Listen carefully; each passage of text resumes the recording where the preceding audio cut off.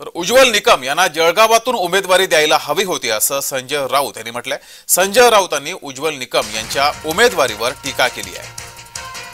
उज्ज्वल निकम यांना मुंबईतून उमेदवारी दिलेली आहे, त्यांना जळगावातून उमेदवारी द्यायला हवी होती असं संजय राऊत यांनी म्हटलंय।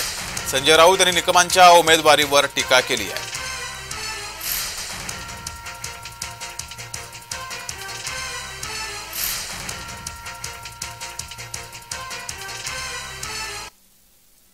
मी खात्रीने सांगतो,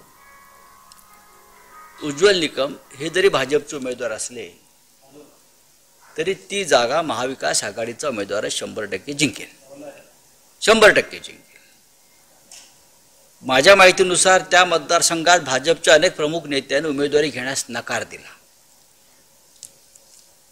त्या भागात कोणी उमेदवारी घ्यायला तयारच नाहीये।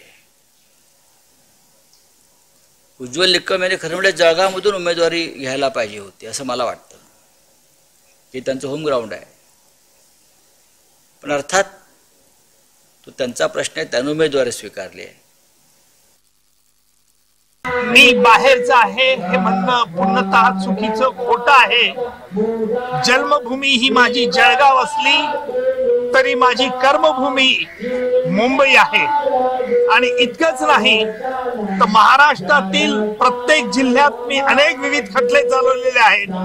त्यामुळे प्रत्येक जिल्ह्याच्या नागरिकाला, रहिवाशाला मी त्या जिल्ह्यातला आहे असं वाटणं साहजिक आहे।